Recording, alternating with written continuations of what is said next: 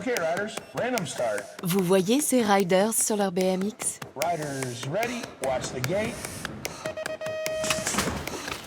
Ils s'élancent du haut d'une rampe.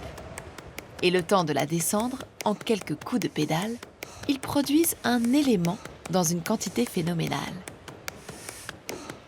Cet élément leur permet de s'envoler d'une bosse à l'autre. Et c'est une notion physique liée à tous les transferts d'énergie. C'est la puissance.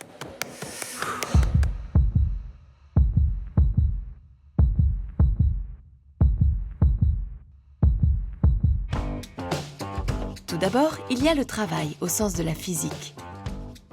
Pour un scientifique, porter une charge lourde sans bouger, ce n'est pas un travail. Pour qu'il y ait un travail, il faut un déplacement. Le travail, c'est l'énergie fournie par une force pour créer un déplacement. On le calcule en multipliant la force par la distance de déplacement. Les physiciens, dont le labeur est intellectuel, ont voulu calculer la vitesse avec laquelle un travail varie dans le temps. Cela a donné une nouvelle notion, la puissance.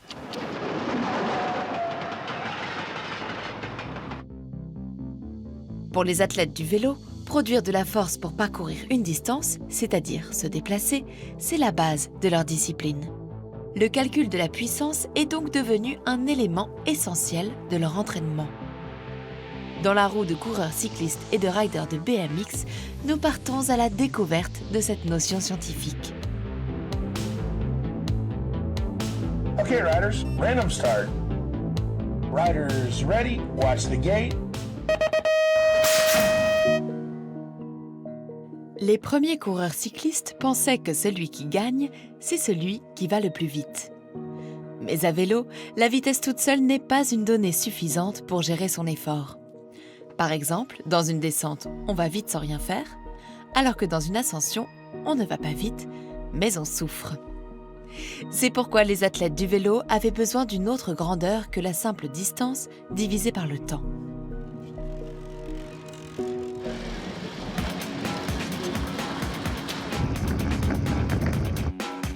Iris Sachet fait de la course cycliste. Elle est aussi sport scientist. Elle apporte une expertise scientifique à sa discipline sportive.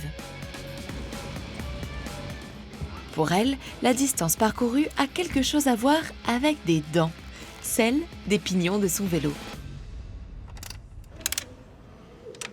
En fait, on a un premier plateau à l'avant où on va décider du nombre de dents. Voilà, 51 à l'avant et 15 dents à l'arrière. Ce sur quoi on joue, c'est vraiment ce paramètre ici où on va modifier à l'avant le plateau et modifier à l'arrière le pignon. Quand le plateau à l'avant fait un tour, la totalité de ses dents fait tourner un nombre identique de dents à l'arrière. Et comme le pignon à l'arrière est plus petit et a moins de dents, il fait plus de tours. Le rapport entre les deux, c'est ce que les cyclistes appellent le braquet. Ce braquet, en fait, quand on a un plateau à l'avant, un pignon à l'arrière, eh bien, il détermine la longueur, la distance qu'on va effectuer pour une rotation de pédalier. Donc, le nombre de tours de pédalier qui ont été effectués pendant un temps donné correspond à la distance parcourue pendant ce temps, c'est-à-dire à une vitesse. Pour les cyclistes, c'est la cadence. Par exemple, quand on pédale à 60 tours par minute, ça veut dire qu'en une seconde, notre pédale a fait un tour. La cadence est une notion qui intéresse les cyclistes, car elle leur permet d'éprouver le lien direct entre leur vitesse et la force qu'ils produisent à chaque tour de pédale. Cette force, on peut maintenant la mesurer en mettant des capteurs dans les pédaliers. Tiens, c'est allumé.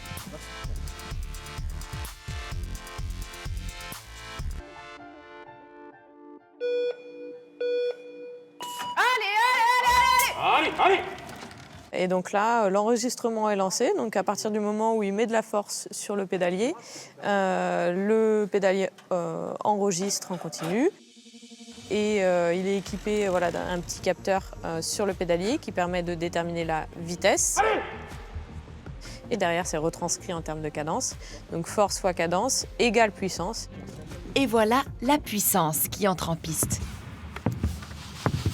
Rappelez-vous la notion de travail. Force multipliée par distance. Et la variation temporelle du travail donne la puissance. Mais si la force est constante, seule la distance varie avec le temps, ce qui donne une vitesse. La force multipliée par la vitesse donne donc aussi la puissance. On la compte en watts, du nom de James Watt, celui qui a mis au point la machine à vapeur.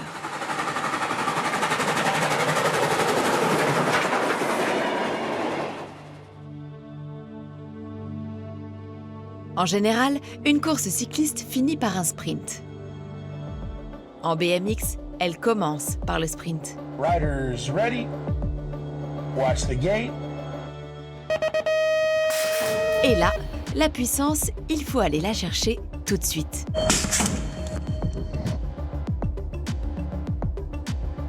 Arthur Pilar est un rider de haut niveau. L'objectif, c'est d'arriver en bas de la butte de départ avec le plus de vitesse possible.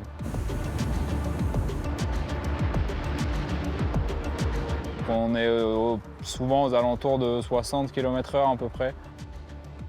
Mais ouais, on a vraiment un pic de vitesse atteint en 2 secondes à peu près. Du coup, 0 à 60 en 2 secondes, c'est pas mal. Ça.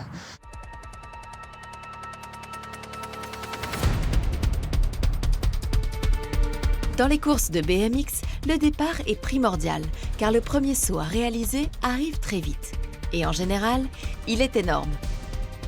Et si en bas de la rampe, on n'est pas devant, c'est difficile ensuite de doubler pendant le reste du parcours et d'éviter le contact avec les autres concurrents.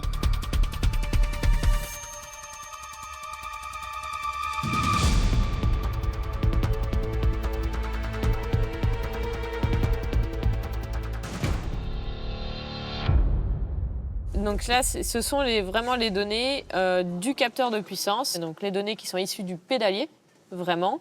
On peut regarder les niveaux de force maximaux qu'il a développés et puis comment ça évolue au cours de l'effort. À partir de ces données, se dessine une courbe mettant en relation la puissance produite par rapport à la cadence effectuée.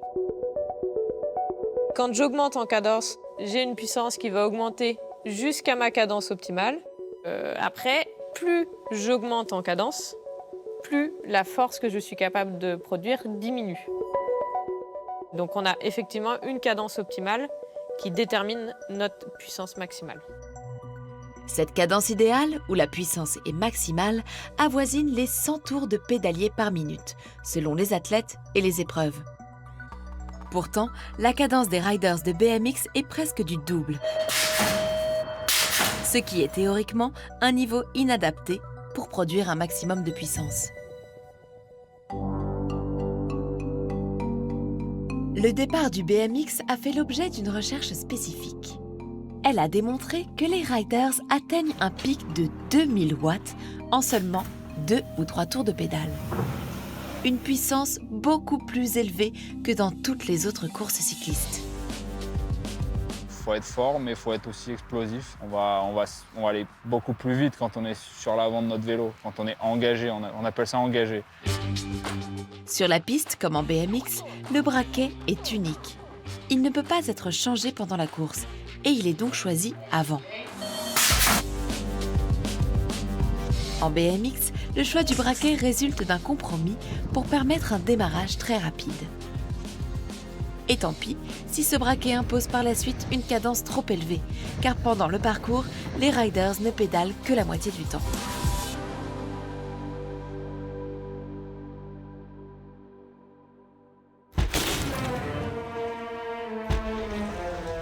D'une manière générale, la notion de puissance correspond à un débit d'énergie. Depuis les premières machines à vapeur, la puissance sert à caractériser les rendements de toutes les machines, y compris pour les vélos électriques et même pour les mécanismes biologiques. L'énergie musculaire que peut produire un organisme est liée au débit d'oxygène dans son sang. En mesurant celui d'un cycliste, on peut déterminer la puissance maximale qu'il peut produire dans la durée.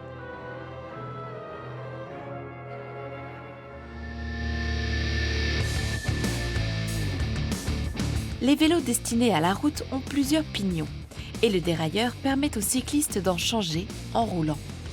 Aussi, selon qu'ils sont en ascension ou en descente, selon le vent ou leur stratégie, les coureurs peuvent modifier leur braquet pour rester en permanence à cette cadence optimale qui leur apporte une puissance maximale.